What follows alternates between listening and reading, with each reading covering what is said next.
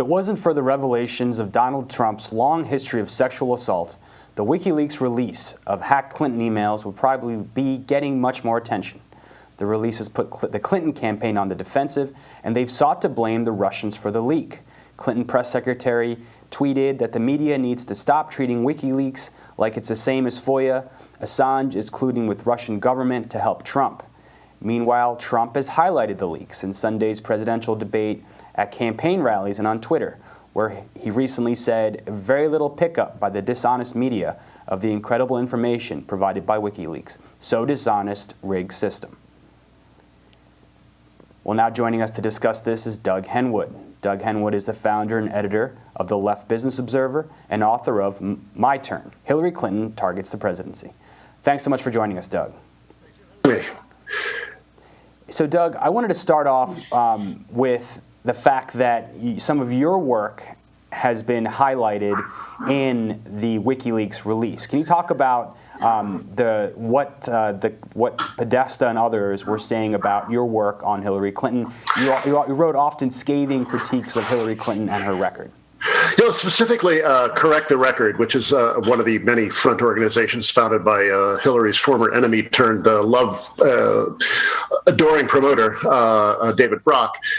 Correct the Record responded to my Harper's article, which came out in late 2014, which was really the first criticism of Hillary in print coming from the left that I can think of. And Correct the Record was, they held a couple of morning meetings about it. They discussed what was in it, and then they came up with some talking points. And the talking points were so weak, they didn't respond to anything I'd said in the piece, anything of substance. It was all innuendo and smears, which is the way they deal with their critics. So I happened to quote Dick Morris, who worked for the Clintons for 20 years, but now that he doesn't work for them anymore, he's considered a very disreputable source. I quoted him, in a couple of paragraphs, and that, of course, discredits everything I said. They wanted to label me some sort of a repeater of right-wing, slurs against the distinguished career of Hillary Clinton. They said in response, I should talk about all the work she's done for women and girls, which I didn't really address in the Harper's piece, but I did address in the book, that there's really not much there, but they keep citing it at all. But it was just all innuendo and not much in the way of a substantive refutation. Nothing I said about her service to financial power, her love of the military, her constant duplicity, her decades and decades of duplicity and secretiveness. None of that was addressed. It was just all going to be innuendo and smear. And so Donald Trump and others were obviously hoping for a bombshell that would really hurt Hillary's chances at the White House, but that's not what we really found in the leaks. But you and others have said that the leaks sort of confirm what we already knew or suspected about Hillary Clinton. And that's coming from the Washington Post, the Atlantic, that say it sort of shows that she's a pragmatic, politician. She has to say what she needs to say to get things done. What's your response to that? Well, I think there's a great value in confirming things we've always suspected. The Snowden and Assange leaks have done that for the last several years. If you look, at some of the early stuff that came out via Assange and Snowden, not a lot of that was not shocking. It was, but it was really great to see it just out there in print and confirmed. And you no longer can be dismissed as some sort of radical conspiracy theorist, because all this stuff is really there in the digital equivalent of black and white print. And that's the way I feel about a lot of these the Clintons emails. Is that I'd said that she was really empty and cynical, and I think that's what we've seen. The policy making or the pretended policy making for the campaign is all about, as they like to say, about optics. It was about positioning, and as the New York Times put it the other day, very little reference to anything anything that Clinton believes or feels. It was just all positioning. I think that she is a centrist politician. We knew that all along. But a lot of people had been claiming that she was some sort of born-again Eleanor Roosevelt. We saw claims by people like Rebecca Traister that Hillary had to keep that Eleanor Roosevelt or inner Eleanor under wraps while Bill was in the limelight. And now that Bill has been relegated to supporting cast, she can let her liberal social democrat run free. I just don't think there's any evidence for that. Never believe that for a second. And I think these emails confirm that. She is a loyal servant of the likes of Goldman Sachs and Northrop Grumman. And that's the kind of president she will be. And everything in these emails just confirms that, as far as I'm concerned.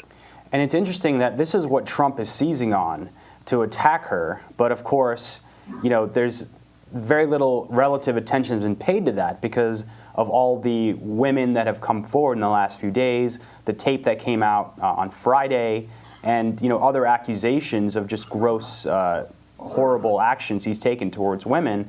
If these had come out in the primary with Bernie Sanders, many have suggested this could have maybe altered the course of that primary.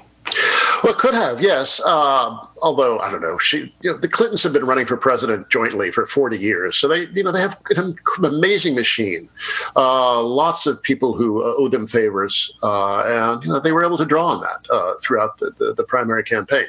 And the amazing thing is that Sanders did as well as he did, but it always seemed virtually inevitable that she was going to win the primary, and it's always seemed virtually inevitable that she will win the election in November. I thought that all along. I had very little doubt that was the way things were going to go. Now, look, there's just no doubt that Trump is a revolting and often frightening figure. I just have no sympathy for him at all. I think he's horrifying. And a society that can produce him as a nominee of a major party is a society that's got some very serious problems. But, also I would say the same about Hillary Clinton. We are a society with a lot of troubles. We have very chronic economic problems. We are facing, the climate crisis of unprecedented proportions, yet we can't really think about those things in any way. And here she is. We have an enormous amount of discontent with the status quo across the political spectrum. I mean, that's certainly what's driving a lot of Trump support, whether you like the form it takes or not. And that's certainly what drove a lot of the support for Sanders. Yet we have the most likely winner in November 8th, this champion of the status quo. There's something very deeply wrong here.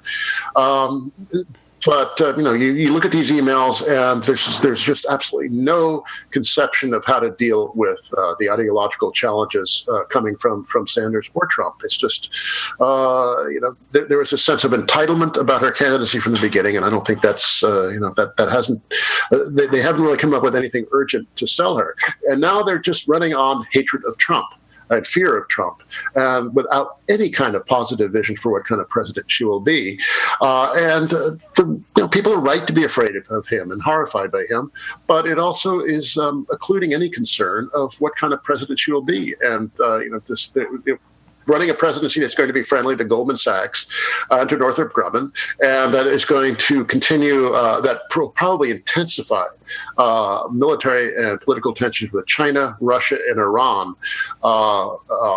This is just frightening stuff, and we're not really thinking about that carefully enough because of the fear of Trump.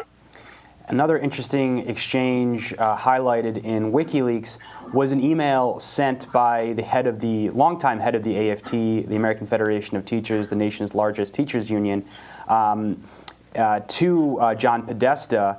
And in this, they write, "We will go after NNU, the National Nurses Union, the first and one of the largest unions to endorse Bernie Sanders, go after their high and mighty sanctimonious conduct for endorsing Bernie Sanders, for endorsing a $15 minimum wage. And this union has really stood up for many progressive causes." What's your response to that? And the emails also showed that, I guess, in a speech in Canada, Clinton praised the single-payer healthcare system, which the nurses support, but Hillary Clinton has publicly attacked in her debates with Bernie Sanders. Well, the funny thing about the praise that she uttered for the single-payer system in Canada was she did that in Saskatchewan. So, she does have a tendency to pander to whatever audience is in front of her. So, when we read the Goldman Sachs speeches, we have to think about that as well. But, just judging from her actions, I think her heart is with Goldman Sachs and not with single-payer. But the AFT stuff also is not terribly surprising. That is a very conservative union in a lot of ways, has been going back decades, was a very Cold War friendly union back in the 60s and 70s, kind of, as far as the labor movement goes, almost neoconservative in a lot of ways. So to hear that coming from Weingart is not terribly surprising. But imagine a union that fights for broad social benefits and higher wages. This is considered as beyond the pale. It's considered as something worth attacking and not something worth emulating. It's a very strange vision of unionism. We saw a whole lot of the larger unions, the establishment unions, endorsing Clinton very early on. And I talked to a friend of mine who works for SEIU, fairly high up. I said, why did you feel like you had to endorse so early? And he said, oh my God, oh no, we endorsed so late. And I said, well, wait a minute, don't you think that by withholding your endorsement, you increase your bargaining power and actually get something out of the endorsement in return for the endorsement? No, that's not the way that they see it as working.